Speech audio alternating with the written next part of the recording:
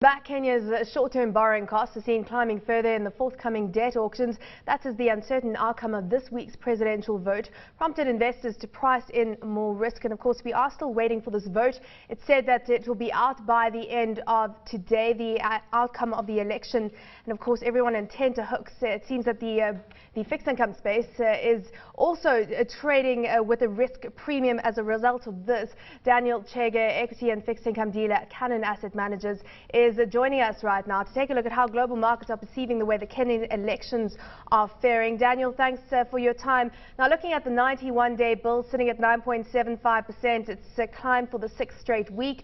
You've got the 6-month paper sitting at 9.7% and the 1-year paper trading at 12.54%. Overall, yields have been rising on the shorter end of the curve.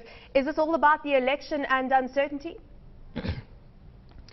Yeah, of course, that one can be attributed to the general election, the uncertainty. So we see the investors are factoring that risk of the elections. They don't know what the outcome will be. And of course, you've seen a delay in announcing the final results. So I think majority of the factor on the yields going up could be attributed to the elections that are ongoing. I mean, just looking at the 10-year note, if you look further down the line on the curve, the 10-year note trading at 12.68%, and that's relative to February's 11.84%. 20-year infrastructure bond has also ticked up to 12.4%. So what type of activity have we seen further down the line on the long end of the curve ahead of the election? And do you expect the yields rising to continue there? Yeah, if you check on the secondary market, the activities have been very minimal. The investors, or they are saying, let's watch and see what the election result will be. So most of the activity in the bond market in Kenya at the moment has been on the primary market. When the government is issuing, you see the last month the government issued a 2-year paper and a 15-year paper, which was very heavily subscribed. So investors, what they are keen on right now is to try as much as possible to maximize on the primary auction that the government is issuing, and they are a bit quiet on the secondary market. But as you said, on a 5-year, 10-year and infrastructure board, we have been seeing once in a while trades happening in the secondary market, and as you said, edging up slightly. Well, certainly, speaking to the likes of RMB here in South Africa, they've been sitting on their hands waiting for an outcome before they make a call and, trade heavily in the market. But that being said, when it comes to auctions coming up, we've got that March 20th auction looking at $230.6 million there. That's around 20 billion shillings. 10-year paper and 2-year paper. What type of appetite do you expect? And of course, I suppose it could be hard to tell given the fact that it will be after the election result out. Yeah, I expect investors, as they have been doing, to favor the short term. So I expect quite heavy bidding on the 2-year paper.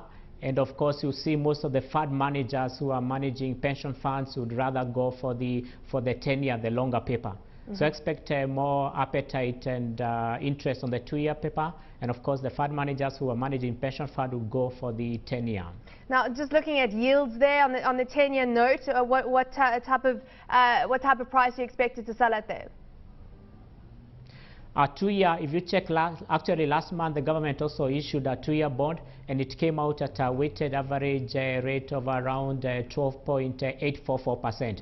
So factoring in that and the fact that the yields are slightly edging up, as you are aware, the central bank has been also tightening the market. So I expect the 2-year bond to touch around 13%. And the difference between the 2-year and the 10-year might not be so much. So as you are watching right now, the yield curve in the Kenyan market is almost becoming flat. Would you say this is a critical auction to look at, given the fact that we'll have the results of the election out, and I suppose either way it will be a test of confidence in the economy? Yes, I agree that, and for me, as you said, we've seen a peaceful election. The only challenge has been on the counting of the votes because of the hitch which was there in the system they wanted to use. But international observers, the local observers, has given the election process a clean bill. So it's been peaceful. There's no violence, and we expect this to be maintained. So basically, as you said, this will be a vote of confidence to the Kenyan country. Well, we hopefully will have the elections results out today. But Daniel, thanks for joining us. Thanks for unpacking that for us. Daniel Chenge, equity and fixed income dealer at Kenyan Asset Management.